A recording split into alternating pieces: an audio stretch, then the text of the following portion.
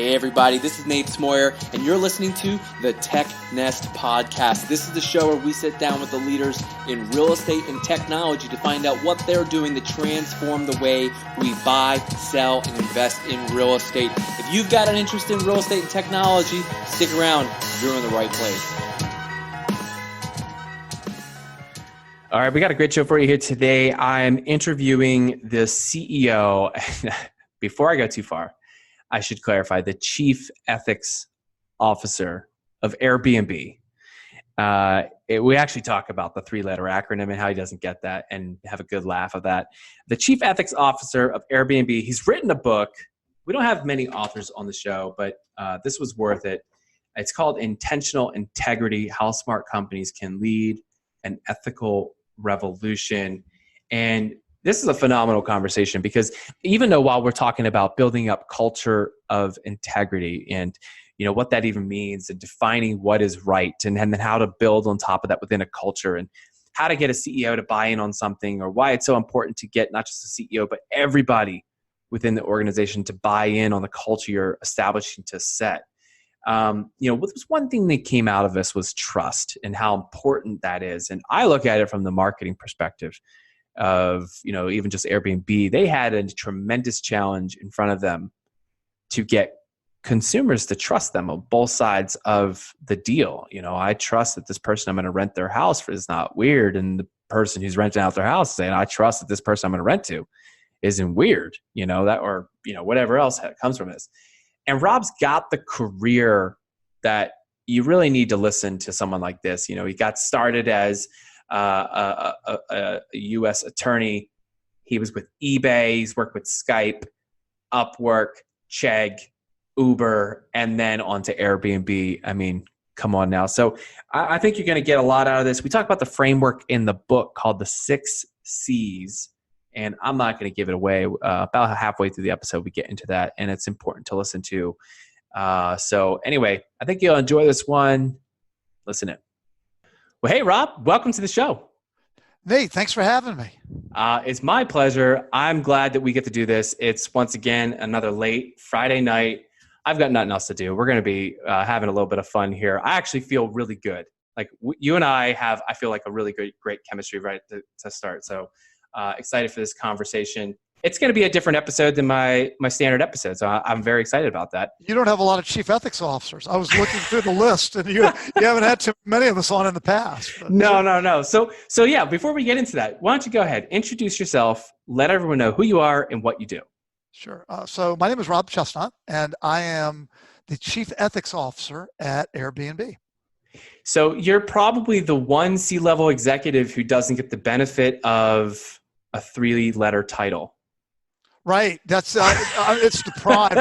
I wanted to go with chief integrity officer, but the chief information officer didn't like it either.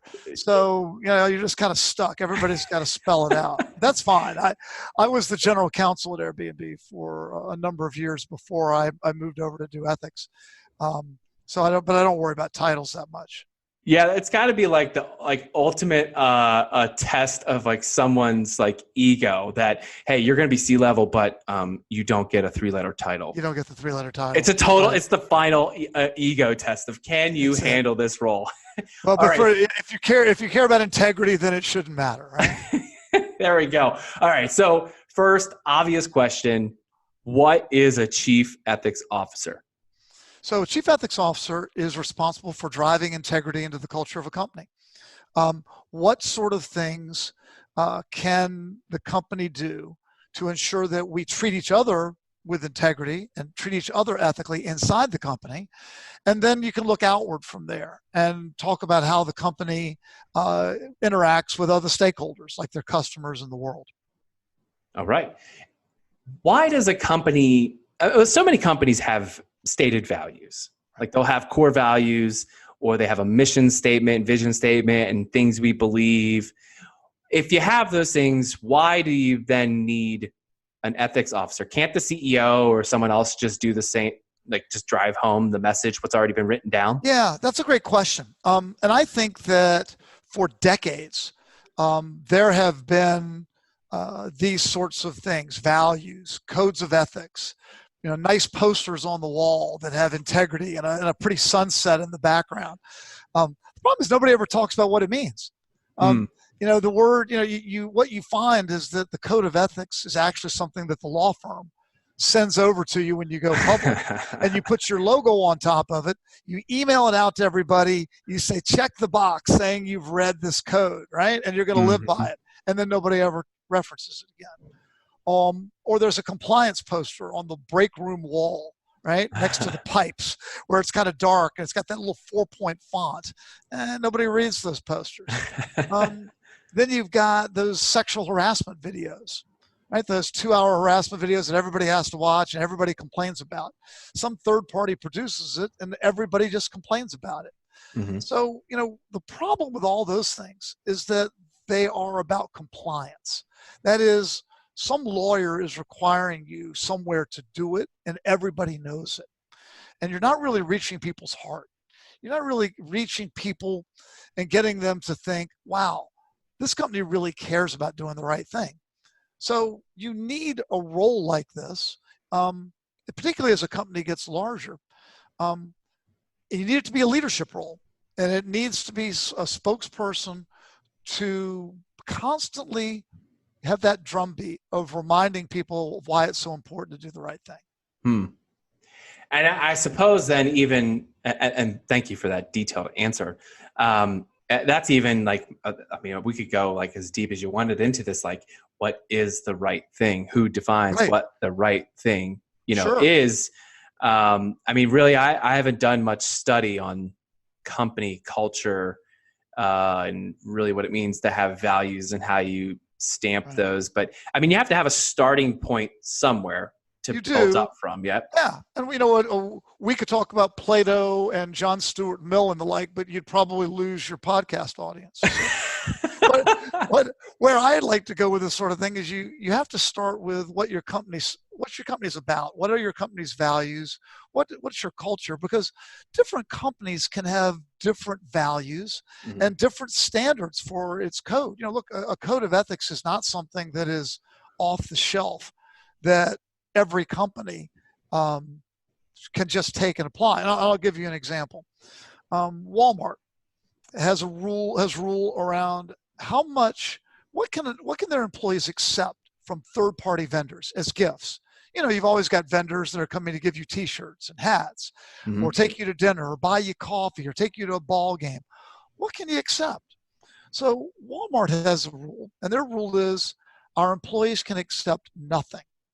And when I mean nothing, I've been in a meeting with Walmart employees. When you give them a bottle of water, they pull $1 out of their pocket. It's that serious. No way. Yeah. And why? And it comes from Walmart's purpose. Walmart exists for low prices every day to their customers. And Walmart believes that if their employees are getting gifts, that ultimately the cost of those gifts is reflected in the cost of goods. And that drives the price up for their customers. So Walmart doesn't want that. So Walmart says, I don't want you to accept anything, and they don't. Let's compare that to Airbnb. Airbnb is in the hospitality business. It's about letting people connect and enjoy each other's company and learn about each other. And in order to do that, you need a little more flexibility. So Airbnb's rule is you can accept an ordinary business courtesy. A cup of coffee, lunch, dinner, maybe even you can go to a ball game with a vendor. And we put a limit of $200 as a general rule of thumb, because you shouldn't be accepting gifts so large that it would impair your judgment or cause a potential conflict of interest. If I've got a vendor who's giving me Warriors basketball tickets every week, well, then when it comes time for that vendor's contract, I'm going to be biased, right? Because I want those Warriors tickets. Totally. So you can't do that sort of thing. Yeah. So you need a rule, but every company needs to handle it in their own unique way. Yeah, and it makes a total sense. I love how even like you're talking from like internal purpose of the company all the way down to that. That's a very tangible example. I've never thought about that when I do like corporate gifts, when I send people thank yous or like nice little things in the mail. Like I'm always concerned, like, is this enough? Because I appreciate whatever they did, a favor or so, and I want to make sure they know it, but I also want to be appropriate. You want to be appropriate about it, and you never know what happens to that gift. So at some companies, for example, if you send somebody a big, beautiful fruit basket, under the company rules, they might just be required to put that gift basket out in the common break area and share it with everybody, so that they aren't getting something themselves that's too much of a benefit. That's what we do. Yeah. Yeah. That's the right way to handle these sorts of things. Yeah, share it with everybody. I think that's all. Okay, so I don't want to detract too much of your history. I want to keep moving forward, but really, really quick, how do you become a chief ethics officer? Well, yeah, when I was growing up, it wasn't something that anybody aspired to because the job didn't even exist, and even today, it's something that's relatively new. Salesforce, for example, has had a chief ethics officer for about the last year or two, and other companies are starting. My career began as a lawyer. I started out as a federal prosecutor, which, when you think about it, kind of makes sense, right? As a federal prosecutor, you're responsible for upholding the law. I did that for, about a dozen years. From there, I went to eBay. And at eBay, I was one of eBay's early employees, and I was the guy that set up all the rules around what you can buy and sell on eBay. So can you sell concert tickets? Can you sell wine and cigarettes? Can you sell items that are made from endangered species? There's literally no end to the things that you should probably not be able to sell. There's a huge list, but somebody had to start somewhere. And the CEO looked at me and said, "Rob, we have a good business. We don't want to get in trouble. I don't want to go to jail, and we want to do the right thing. You are in charge of figuring out the right thing. Tell me what we can sell and what we can't sell." And we had, the most fascinating issues with people trying to sell breast milk, someone trying to sell a kidney. I remember that. That made the news. That made the news. Sure. We were, at that time, eBay was the of e-commerce, and eBay was always in the news for the strangest item that would appear on there. Well, I was on the other end with a small team of people that had to figure out, well, okay, should we allow that or not?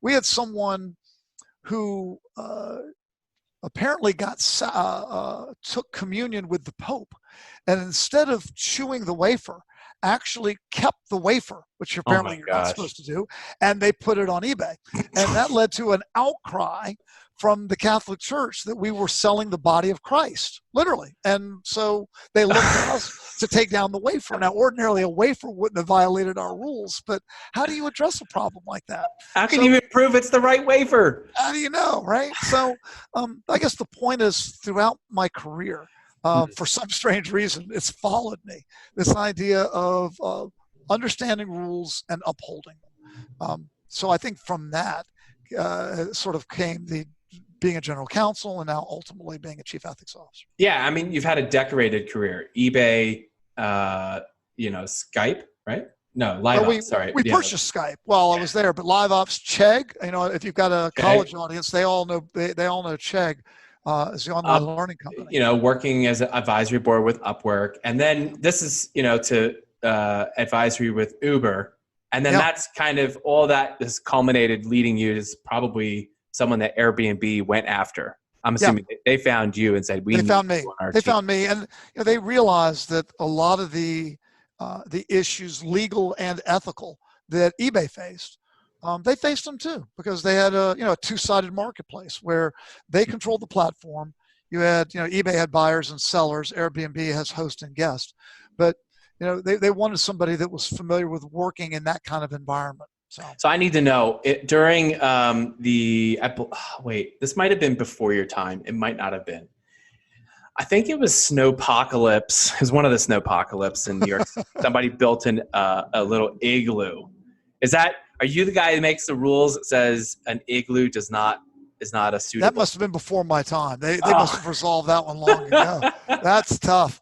That's tough, because Airbnb's got some really interesting, unique places to stay.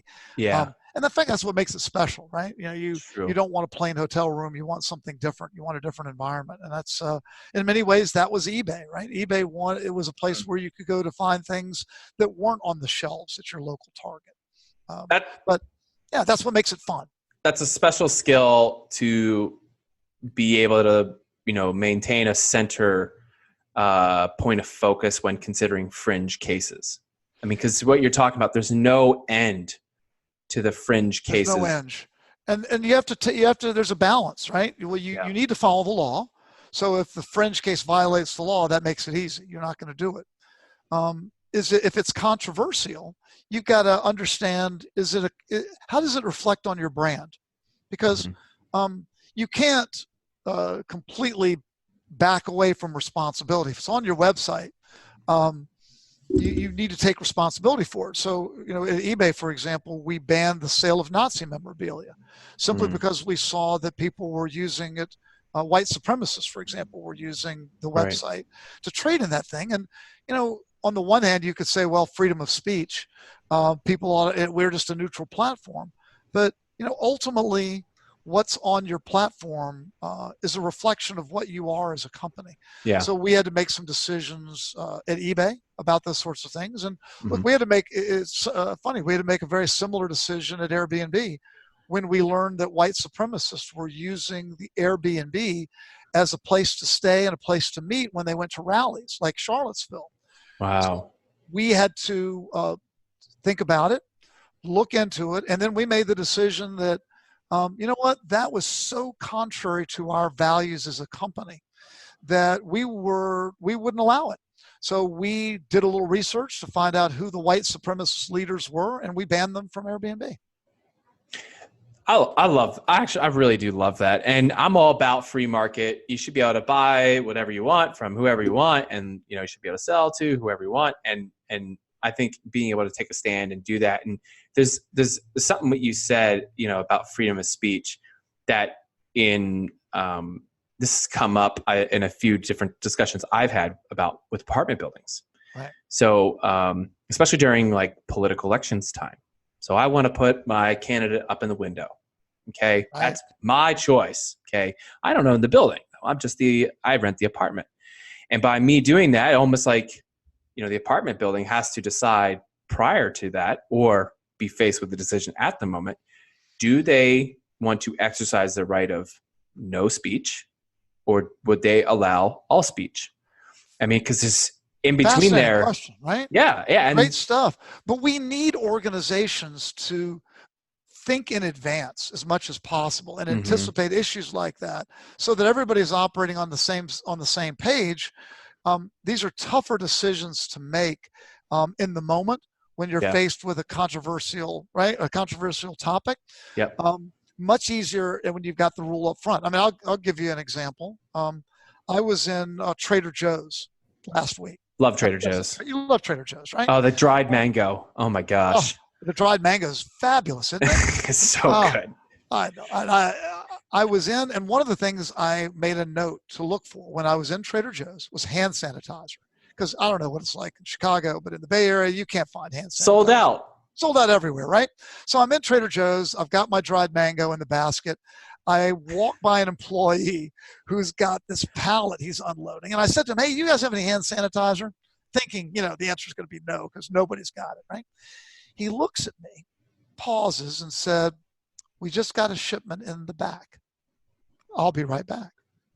He goes off, comes back.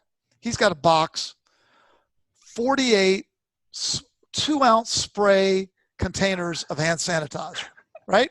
Opens up the box, puts it on the ground in front of me. Store's closing in 5 minutes. He looks at me.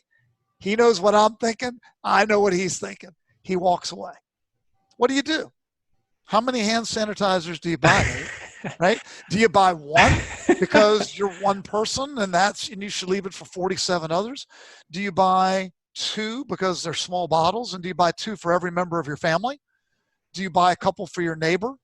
Or do you buy all 48 and use it to barter for toilet paper because some other idiots have already bought up all the toilet paper and you don't have any, right? And I think the answer is there is no right ethical answer. How many did you buy? I personally bought two for myself and two for each one of my kids. Boom, that was it. Okay. But any one of these, look, I know I talked to somebody who looked at me and said, I would have bought the whole box and then taken them to a retirement home because they need it more than I do. Fabulous ethical answer. Yeah, that's great. But what we really needed was Trader Joe's to put up a little sign and say, limit 2 per customer because there's a shortage right now. And if you've got an authority that makes that decision, then we aren't put in the position where we've got to make these ethical decisions, because we're all biased, Nate. We are all going to look at each individual situation like this, and we're going to rationalize our behavior because our vision of the situation is colored by our own needs. Yeah. In sales, we call that price anchoring. I don't know what we call that in ethics. Maybe ethics anchoring. It's anti-price gouging. I saw that guy do it, so it's okay. I do it. That's right. We're anchoring our behavior on precedents set before us. Well, that's the thing, and that's why go back to something we started with at the very beginning of the conversation. Everybody wants to feel good about themselves, and everyone's behavior is actually going to be influenced by what they think others are doing around them. So this is why leadership is so important. You can be a chief ethics officer at a company, and you can go out and talk all you want about ethics and integrity.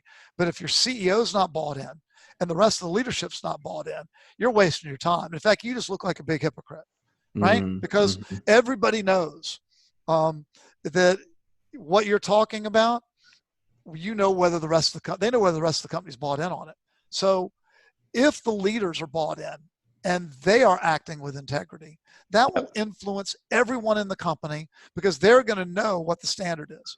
And if the leaders aren't doing it right, then everybody's going to say, oh, you know what? If that's how the people who are getting ahead act, then it's okay for me to do the same. Totally. That's why I say integrity is actually contagious. Even in the times of pandemics, integrity is as contagious as the virus, and a lack of it is as well. I love it. And this is a perfect segue. I don't know if it's perfect. You would think we planned this. We planned this. How do we get your whole company centered on even discussing this? All right, this is where I actually just take on the promo hat. And Rob didn't ask me to promo his book, but we're going to talk about your book. Funny you should mention it, Nate. So Rob is literally there. It is. Wait, hold on. Boom. Wait, can you see there? It is, and you got your copy, and I've got my copy. That's awesome. Here we go. So Rob has written the book. It's titled "Intentional Integrity: How Smart Companies Can Lead an Ethical Revolution." This is his first book. Comes out in June, and really, and I didn't want to lead with the book. What I wanted to lead with, because I had a feeling this was going to happen. You've got so much. There's so much packed inside of you. So I'm very happy that you have poured it out onto these pages, because I think there's a lot that what people are going to take away from this. It's kind of like one of those things that, you know who Seth Godin is? Yeah, absolutely. He's great. Seth Godin's got this thing where he says, like, never not buy a book because of its price. You have to think about the value of what has been put. I mean, all the hours and experience and time, and then distilling that into something that anyone could digest.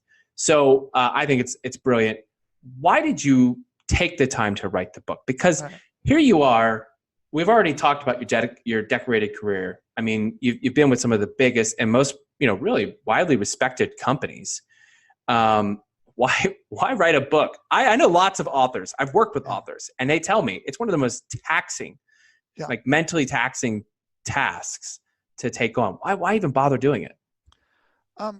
I had never thought about writing a book before, but at Airbnb, I started grappling with the problem of how do you drive integrity into the culture of a company. And we put a lot of thought into it and developed a program at Airbnb. And the thing that stunned me was people actually liked it. People in the company embraced it. People would come up to me after company meetings on this, sometimes even literally with tears in their eyes, and saying, Rob, you have no idea what it means to me to work for a company that genuinely cares about this. I have never seen these sorts of things before or heard of these things before. And it struck me that I think that companies have enormous potential to have a positive impact on the world. We need companies, frankly, to solve a lot of the big problems that the world faces today. And what's holding a lot of companies back is a lack of trust. Employees don't trust, customers don't trust, communities don't trust. And studies also show that if you want to build trust, act with integrity. And the reason I wrote the book was to encourage companies to take on integrity as an intentional part of their strategy. Because studies also show that companies that are perceived to have integrity actually outperform the market. They outperform their peers. They'll actually do better financially because today's consumer actually wants to do business with companies that have values that are aligned with their own. Employees want to buy into the mission of a company that they believe in. Yep. So this is a win for companies. And I think it will empower companies to do the right thing and have a positive impact on the world. So I thought, you know what, if I could influence a few companies to behave in a way that thinks about doing the right thing, it's a worthwhile exercise. That's wonderful. Thank you. And for me, the next question is then, who needs to read this? Because I look at it a handful of ways. Like, you could look at it as like, okay, every CEO needs to read this, and they need to push this culture throughout their company. Yeah. You could also look at it the other way of saying, well, the king can be saying whatever they want left and right, but it doesn't matter until everyone else buys into it. So we need to get everybody on the sales floor reading this to convince, we're going to take the Slack model. Right. Yeah. Get everyone on the sales team using Slack and force the manager to purchase it. Right. So who should be reading it? The principle. First of all, the principles work. It's a very practical book. So this is people tell me how surprised they are when they read it because they think, it's a lawyer writing about ethics. But the book is intentionally. It's got lots of examples. It has lots of stories, and it is a very practical guide that works for companies of all sizes. Yeah. It is designed to influence leaders, particularly CEOs, HR professionals, and lawyers are the ones that can make it happen directly. Yeah. But the great thing about it is, if you manage anybody, if you are a people manager, I hope that the book will inspire you and get you really thinking about how you act. I think it can make you a better manager. Love it. And so obviously let's dive in a little bit. So there was one, there's a whole, there's like 200 some pages. So there's lots of things we could go into, but I thought the 6 C's. Yeah. You have a section in here called the 6 C's. We talked a little bit before the show. This is something that you developed while at Airbnb, but really it was kind of a culmination of your years and your experience. I'll read off the 6 and maybe you can give a little bit of a background as to some of the meaning behind them. And then also like, why did you come up with this framework? Because, again, frameworks don't exist for the sake of it. They typically are designed to solve problems. Right. So, they are chief, customized code of ethics, communicating the code, clear reporting system, consequences, constant. Yeah. Well, we talked about the first one already, chief. That is, if you don't have buy-in at the top of your company, then you're not going to get very far. So at Airbnb, for example, I started by going to the founder, Brian Chesnut, and had a talk with Brian about it because I knew he would be receptive to this. And in a typical Brian fashion, Brian looked at me and said, "Go big." So having that sort of permission and knowing that I had the backing of the founders meant a ton.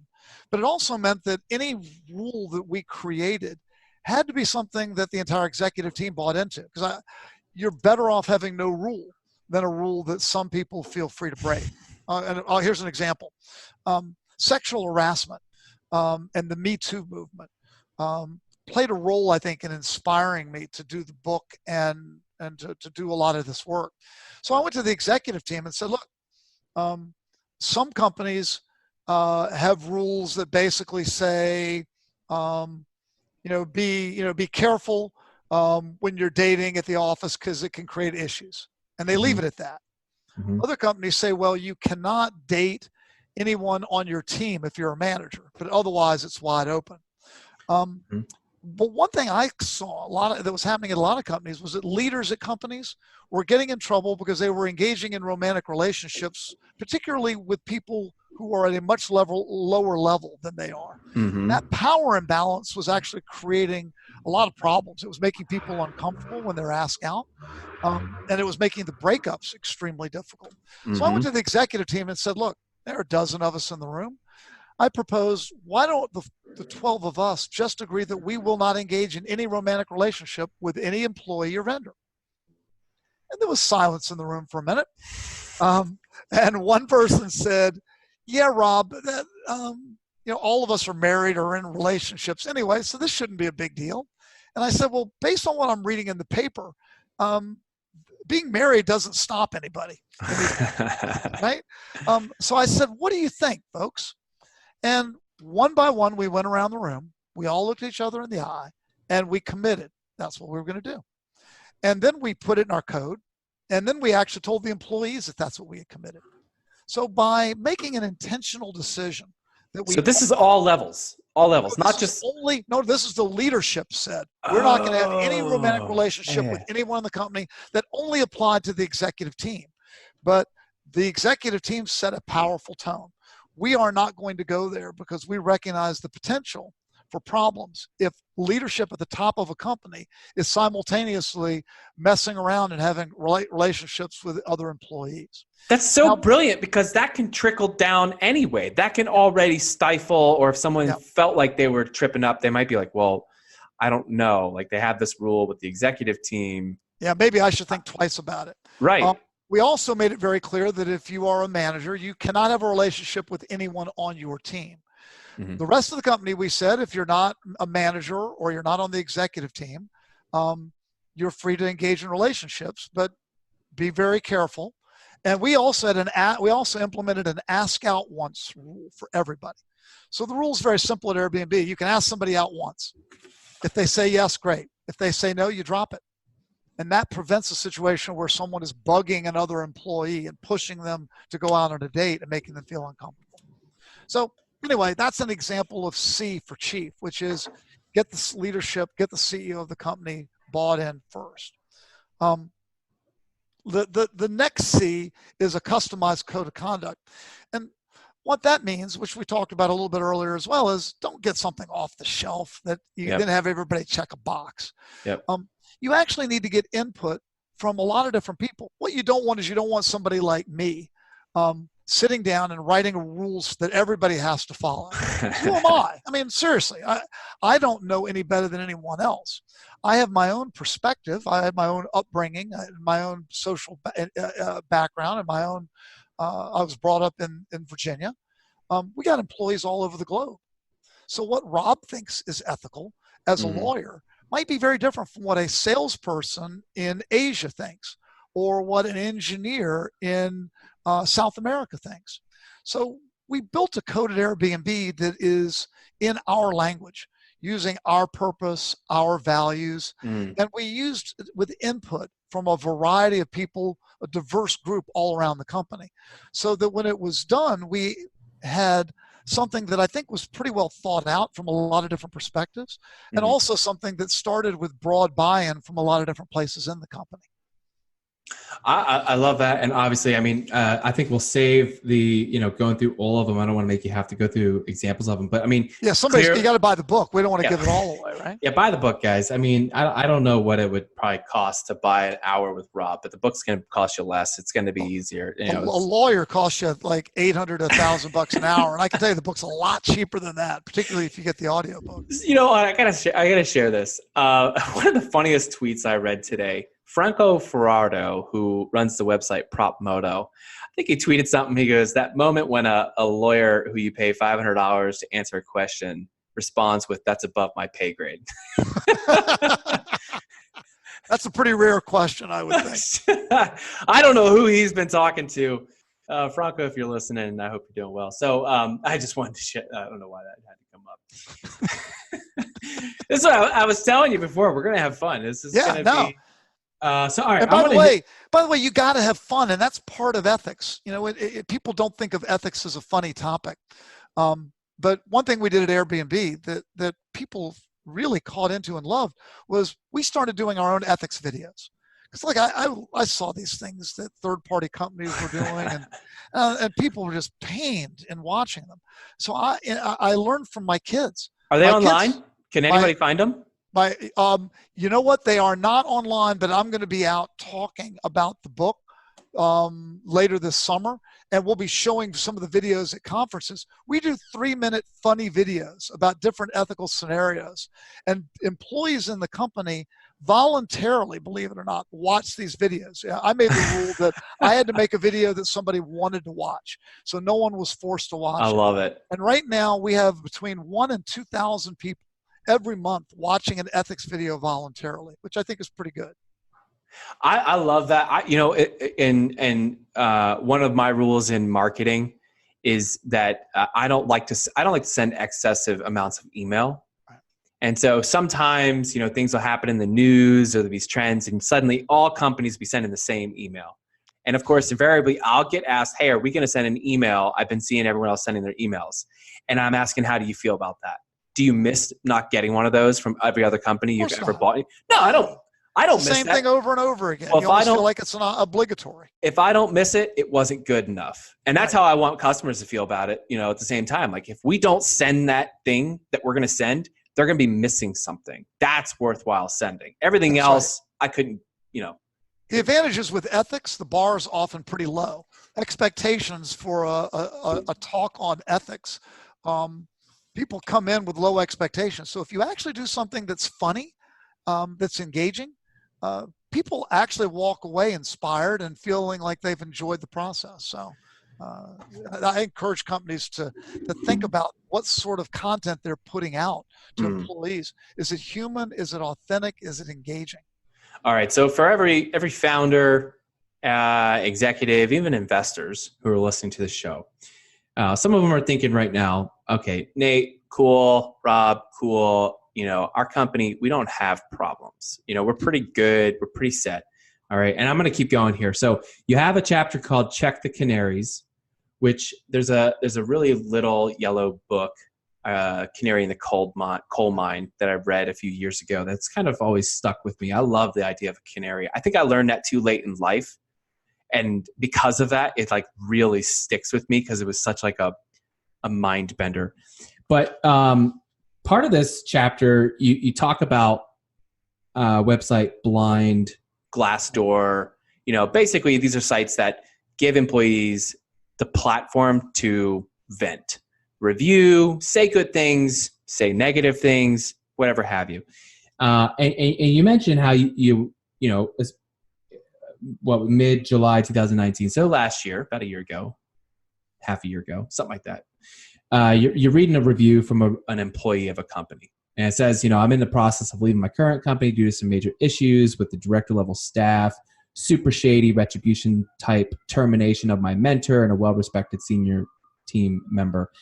That person goes on in the review to say, has anyone had a company actually take action due to ethics violation reports, or did it just further contribute to the animosity and bad blood? And your response to this, in reading that sentence there of has anyone actually had a company take action, was corporate America, we have a problem. Yeah. How come people don't know? Yeah. I think what happens with a lot of leaders is that they look at sites like Blind and Glassdoor and they say, oh yeah, those are just the complainers. A lot of negativity there. And they don't pay attention to it. I look at those sites as, look, people need to be able to talk about issues in the workplace. And if employees are on those sites talking bad, that means that you are not providing that sort of environment at your own company. And you need to listen. I've definitely talked to people who said, well, Rob, we don't have any problems because we don't have any hotline reports to our the hotline with problems. And I said, oh, I think you got a problem, all right, because but your problem may be different than what you think it is. Your problem is that people are afraid and they don't trust the process, so they're not telling you. Everybody's got problems. Everybody's got them. So if you aren't hearing any, the chances are you aren't creating the kind of environment where people are comfortable speaking up. I think that's some excellent feedback. So for those who've never heard anything going wrong in their company, might want to start asking some questions. They're like, right, because when things do go wrong, look, in the old days, Nate, when there was a problem, it would get swept under the rug, right? CEOs messing around, doing some things that are wrong, accounting's doing some funky things. That was the Wolf of Wall Street. That was the old days, yeah. Right? But guess what? the internet happened. And now everybody, all of your employees have a potential platform where they can go out and tell the world about what's happening, right?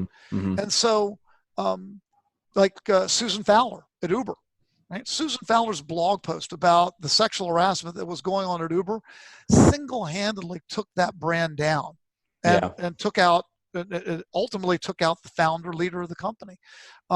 So you have to understand that if employees don't feel comfortable talking about it through the regular channel, ultimately somebody's going to find an alternate channel. And when they do, it may change the course of your entire company. You know, I'll touch on Uber for a hot second, because when all that was happening, I think I might have been a realtor at that time. I was still a relatively new realtor. And I had shifted. I went from doing digital marketing, follow my pursuit of real estate, and I just totally started from the bottom, went to zero. Literally. That's both in revenue and position.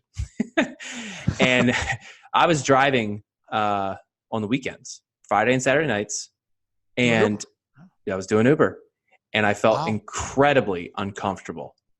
Here I was, just a contractor. I had no real connection to the company. But when I started hearing that, I was like, I don't know if I can do this. Yeah, because it's your brand too, right? Well, yeah. You've got the black sticker with the U on your car.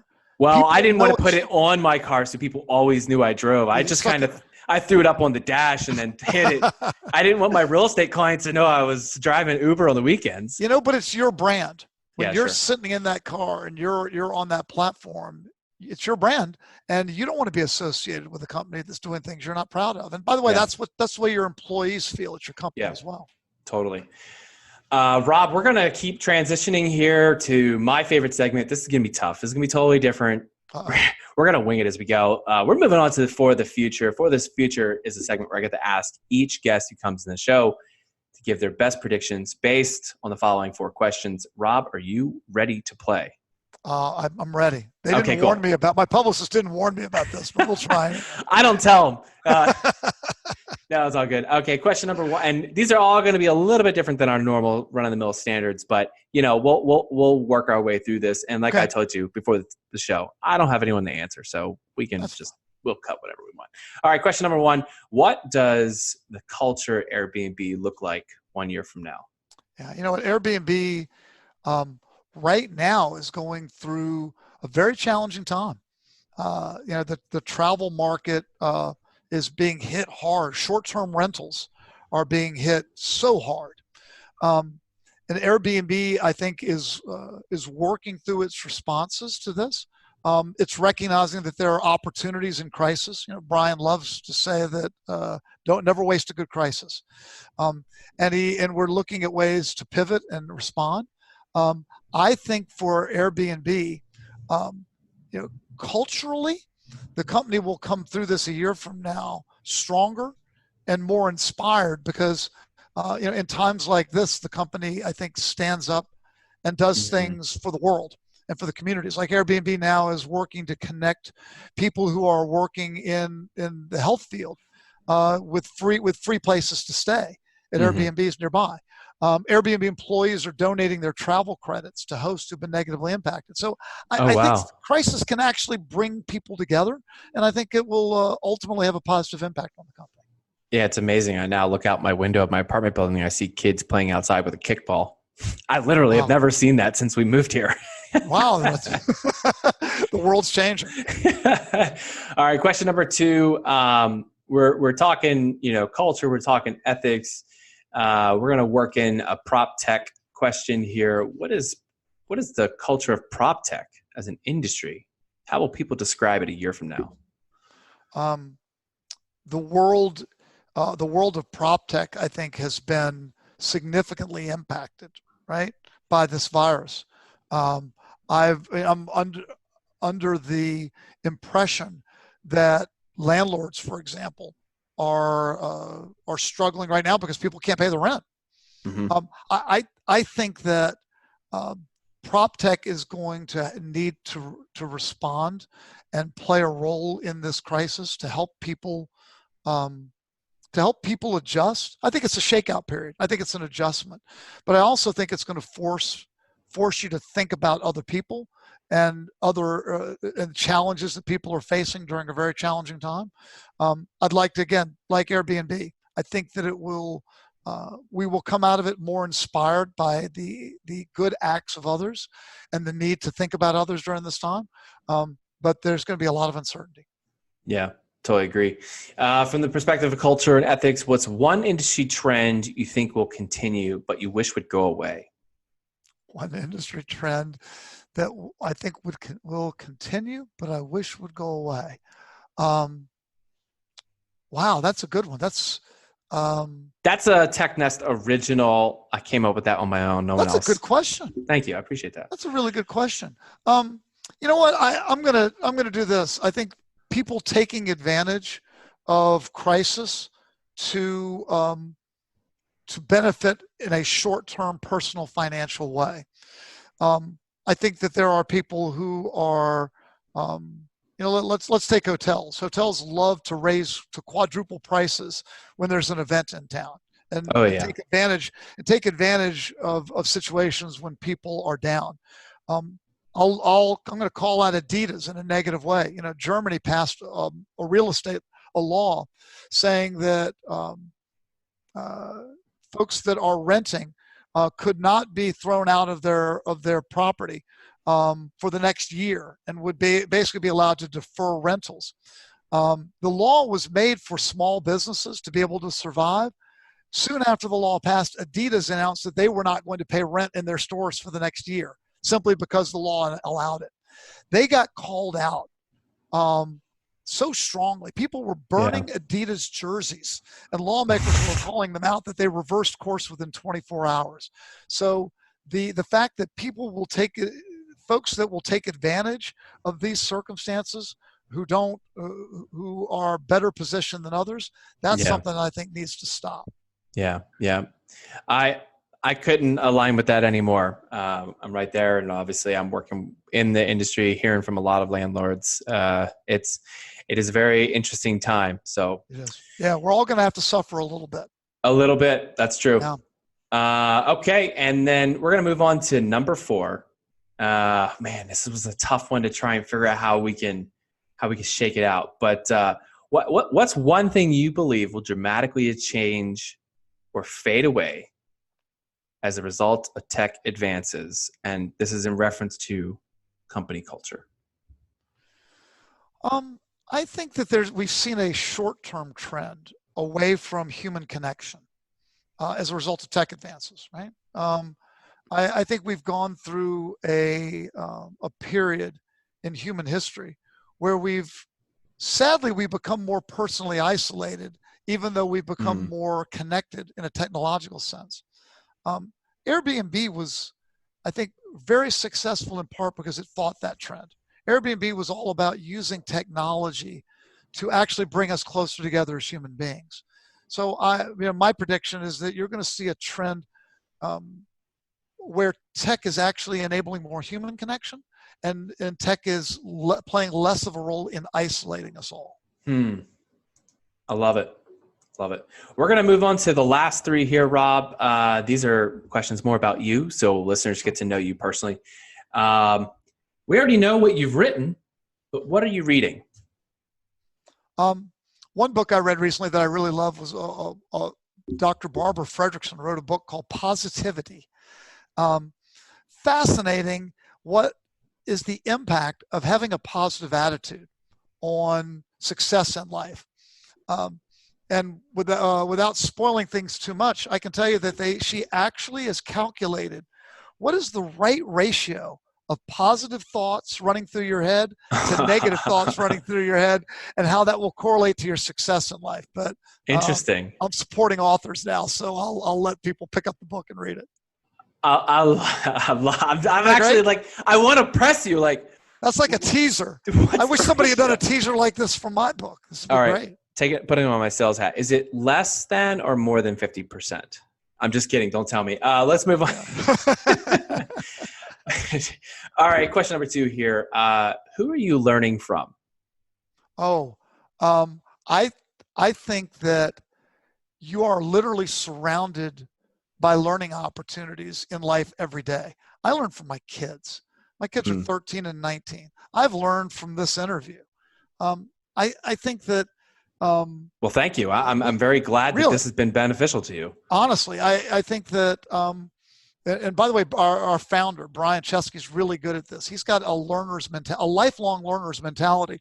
So, for so long, we've had the perspective that you go to college for 4 years and then you get out and you're ready to work for the next 50 years of your life, right?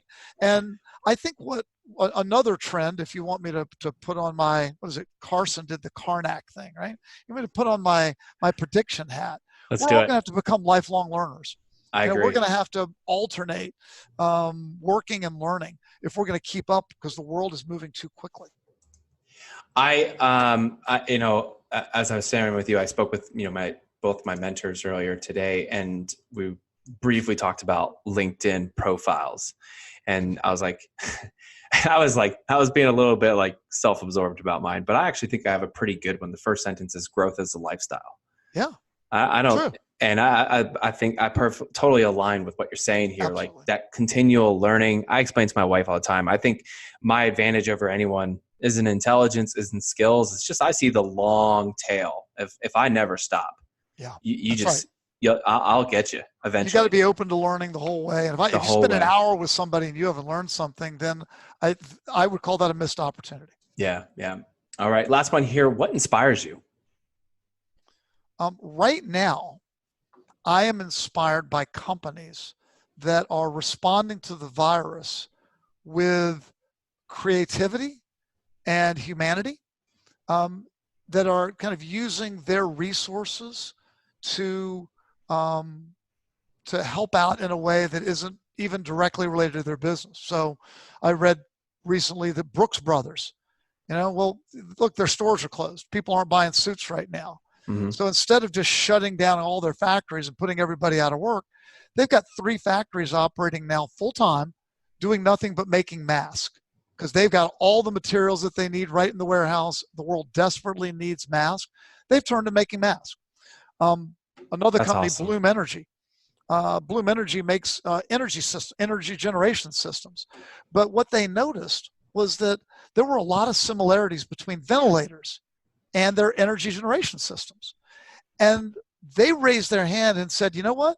We can actually refurbish generators that are now out of service because they need repair. And the vendors that were doing the refurbishing were saying that it would take a month to refurbish a generator. They are turning around they're turning around ventilators in 24 hours. They, on their own, set up a group of employees. They set up an assembly line. They downloaded the manuals. They have literally figured out how to refurbish the ventilators. Stanford's come in, check to make sure that the work is being done right. Those ventilators are now back on the line saving lives. And that's from a company that's not in the healthcare field. That stuff inspires me. That's amazing. I hadn't heard those stories. I love it. I also love it. It's like we talk about in tech companies a lot about like forming a growth team. And, this past week, my team, like we've totally transitioned our marketing team into like stop all things normal. And we had a cross team,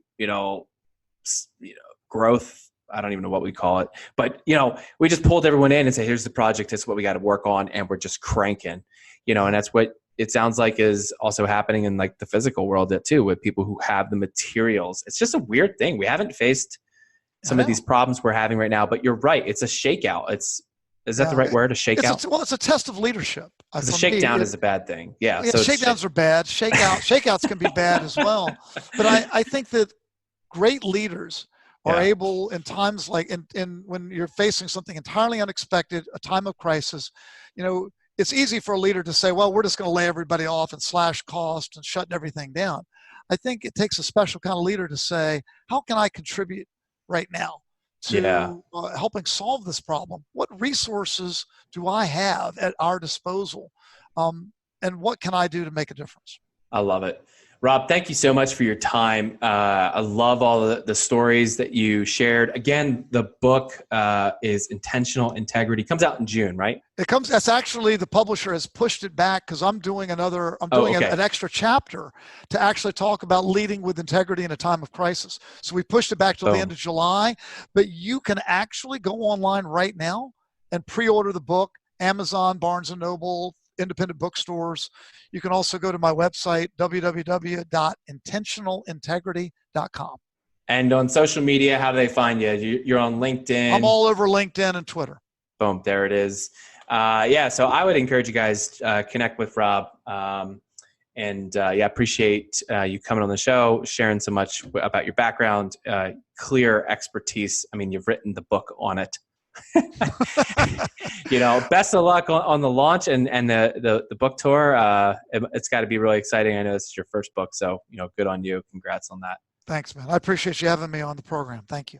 All right. Well, let's keep in touch, and I'll be watching. Hopefully, I'll see the book doing well out there on the charts, and hopefully, people pick it up and take to action what's in it. Love it. Thank you. You bet. Well, that's it for today. Thanks so much for listening to the TechNest podcast. Hey, don't forget you can get on the email list so you never miss an upcoming episode. That's technest.io. That's technest.io. Get on the email list. Go to the App Store, whether you found us on iTunes, Stitcher, SoundCloud, wherever you found us. Leave us a 5-star review and share it with your friends. And if you've got a guest or someone that you'd like to recommend, or if you think that you'd be a great guest on the show, hey, send me an email, nate@realteampanda.com. That's nate@realteampanda.com. See you guys later.